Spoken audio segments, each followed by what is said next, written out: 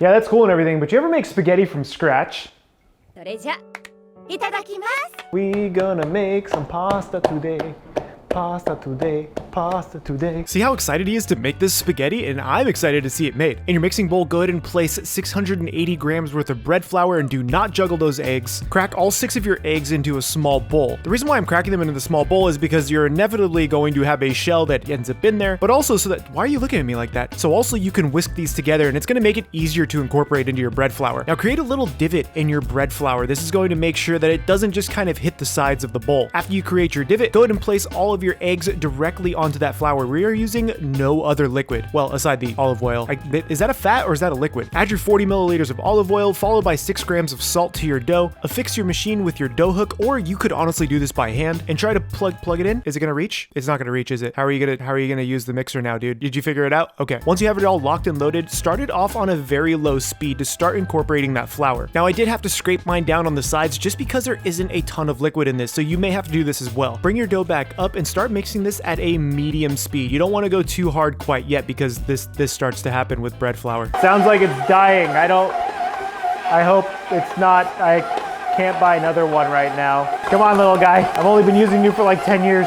And as you continue to torture your machine with this beautiful pasta dough, scrape down the sides as needed just to make sure you can continue torturing it and decide, you know what, this is just not gonna happen. Doesn't sound so nice right now, so we're gonna finish this by hand. Now I am finishing this dough by hand because it is quite a lot of dough. This does take some time to knead together, so just prepare yourself and your forearms for this journey. Alternatively, you can use AP flour with 1 less egg, and you're gonna be able to have a really nice dough as well. The difference between AP and bread flour is that the bread flour will actually give you a nicer noodle as far as protein content goes. Now throw a bit of olive oil back into your bowl, take your dough and let this rest for about 1.5 to 2 hours. When you rest your pasta dough, it's going to be a lot easier to roll out later through your machine. So grab yourself not that lid, you know that lid doesn't fit. Grab the bigger lid, place it over the bowl and let this rest and hang out. Now while the pasta is resting, we're gonna start on the bolognese because the bolognese also takes about 3 to 4 hours. Now to start things off, we are going to be making a sofrito or a mirepoix with the addition of green bell pepper. This is very similar to the Dojima Gin's Hachis Parmentier recipe we had made earlier. For this, I'm using around 200 grams worth of carrots that we're going to slice very thin. The biggest difference in this is that I'm going to slice these once again into a matchstick size. The reason why we're doing this is because finally we're going to cut this into a brunoise. The brunoise cut for this is very important because you want this to get lost in all of the meat that you're going to end up cooking. If it's too big, you may have bigger chunks of vegetable versus something that essentially melts away into the meat. The vegetables aren't really meant to add too much texture to this dish. They're supposed to add sweetness, aroma, and depth to the overall flavor of this dish. So get all of your carrots nicely brunoise and then do the same thing with the celery. As far as celery goes, here's a little pro tip. Break the spine of the celery, sounds like something you would do in Mortal Kombat, and then slice it very thin. This is going to allow you to get those really nice thin slices. Once you have those nice and thin, do the same thing, giving that same brunoise style cut. Once you have all of your celery cut up, just place it right on top of your carrots because we're going to cook this at the same time. As far as the onion goes, we are also going to cut this into a very small brunoise. The onion is around 400 grams, and the real rule of thumb that you want to do is 1 part celery, 1 part carrot, 2 part onion, and then, well, 1 part bell pepper as well. You can use really any onion you want for this. I prefer the white or a sweet onion. I think it gives it a really nice flavor. Every time, man. It doesn't matter what onions. Look at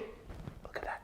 I could be an actor. After you're done crying in the kitchen, place all of your onions directly on top of your carrots and your celery, and now we get to move on to that bell pepper. Remember, a traditional sofrito does have the addition of bell pepper, which we did mess up in the Hachis Parmentier that we made earlier, and so now I'm making up for it by adding green bell pepper. After you get your bell pepper dislodged from the inner seeds, go ahead and slice this up super thin, just like we've done for all the other vegetables, and then cut this into your brunoise. After your bell pepper is done, all of your mirepoix is ready to go, and I know that this looks like a lot, but trust me, it will cook down so much. Speaking of cooking down, grab yourself a nice sauce pot and add 40 grams worth of butter to the sauce pot, melting it down slightly. Right before it's fully melted, add in all of that mirepoix you have. We are going to cook this over a low medium heat. You do not want any kind of high heat for this. Look at how beautiful this mirepoix looks after only 10 minutes. The reason why we're doing that low heat is because we're essentially evaporating as much moisture from the vegetables as possible. Look at how much mirepoix is now left from what we had started with. This is what you want your mirepoix to look like. After it's cooked down for around 25 to 30 minutes, add a glug of olive oil to that that pan and then hit this with around 1 kilo worth of ground beef. Now keep this at that medium temperature, trying not to give this any color. You want to make sure that all that beef is broken down and that it is cooking very slowly, trying to incorporate all of the vegetable into the ground beef. Again, you're not trying to achieve any color with this, so don't increase the heat trying to cook it faster. You're already going to be cooking this for like 5 minutes. After hitting this with a ton of black pepper, we're going to deglaze the pan with some white wine. Now, if you don't drink alcohol or you do not want to use white wine, you can hit this with just a small spoonful of tomato paste as well as a splash of vegetable stock. This is going to help deglaze the pan and give it a nice acidity. Now make sure you do season this with a good amount of salt. Give this a quick stir, making sure that all of that wine has evaporated before we add in all of our milk. This is 200 milliliters worth of whole milk, and yes, we are using milk for our bolognese. The milk will actually start to cook down, and as it cooks down over a long period of time, a lot of that milk will start to evaporate and you're going to be left with nothing but beautiful fat solids, which are going to impart their flavor into that ground beef. As you can see, most of that milk is pretty much gone, and this is what you're left with: a bunch of glistening beef and milk fat. We're going to continue to cook this down for an additional 10 to 15 minutes at that super low heat until you no longer see a ton of liquid. This is when we're going to add 800 grams worth of San Marzano crushed tomatoes straight to this. This is going to give it that beautiful tomato flavor. And bro,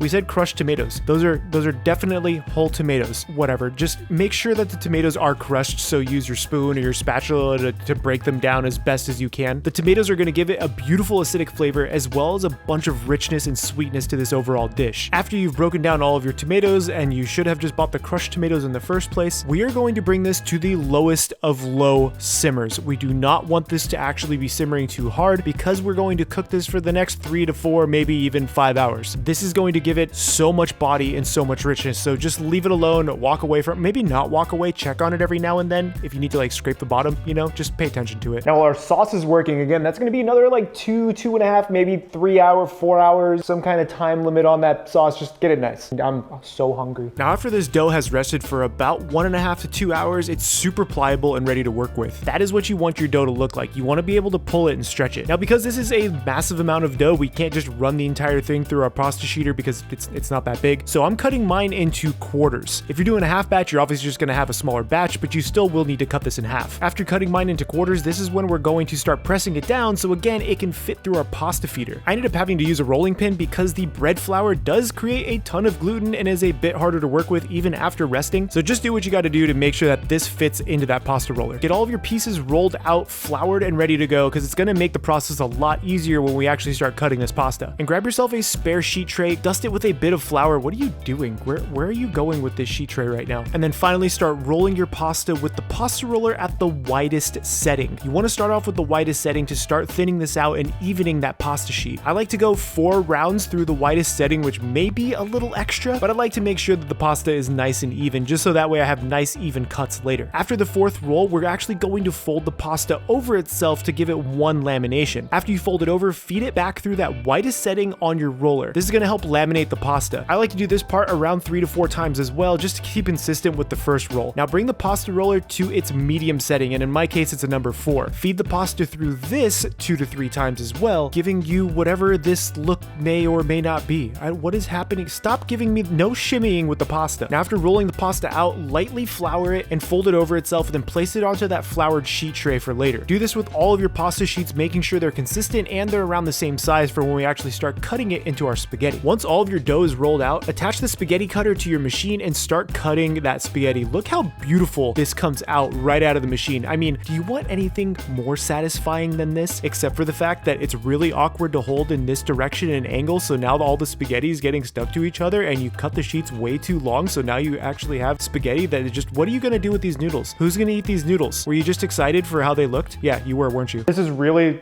long pasta, so we're just gonna cut it in half. Use half sheets, just keep long pasta. It's cool. I mean, it looks really pretty, but it's not gonna fit in any pan that I have to cook it, so. After Chef Boy Genius realizes his mistake, cut it in half and then sprinkle it with flour, making sure it doesn't stick. If you're trying to dry your pasta out, you will need some kind of a drying rack, but since most of this pasta is going to be cooked immediately and or the next day, it's not super necessary to hang this all properly. It will break down in the water as long as your water is boiling and you don't let it go too long in the fridge or the freezer. Finish cutting all of your spaghetti into those beautiful spaghetti noodles that we all know and love. Place them onto your sheet tray, trying not to stack them. I know we're you know, I just said that it's gonna be fine, but you still want to try not to stack them. What are you doing with the spaghetti over here, dude? It's like just pooping out all over the place. After you figured out how to cut spaghetti, place it on your sheet tray, and this is when we're going to dust it with just a bit more flour to keep it from sticking, because this is going to sit in the fridge for another 2 to 3 hours while we're waiting for our sauce to cook. Remember, if you want, you can freeze this pasta, and it freezes really well, and it keeps for about 2 to 3 months. That way you can just make big batches of it and just keep it in your freezer for whenever you want it. So unfortunately, I don't have a drying rack for my pasta, so I'm just gonna let them hang out on the sheet trays until we need them. Or you can freeze it in a pinch and it'll last for a couple of months, but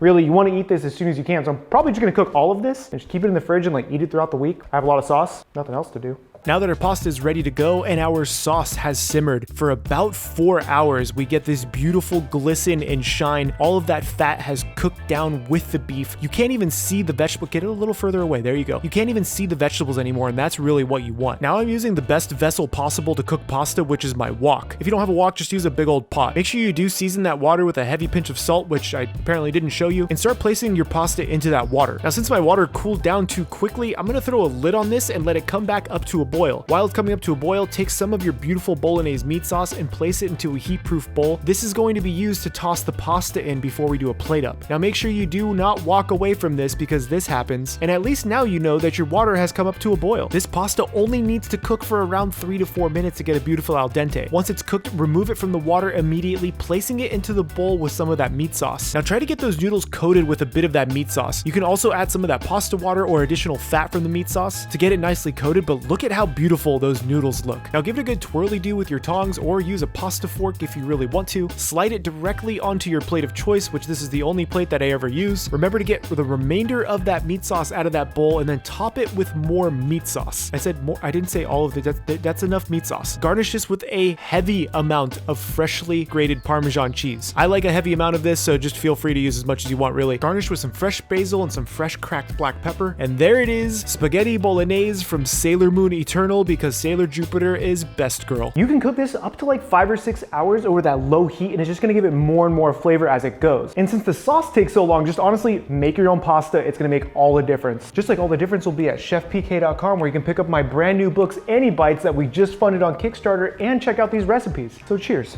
Thank you, Sailor Jupiter. I'm so excited. These noodles look phenomenal. Look at these noodles. This is why I like bread flour.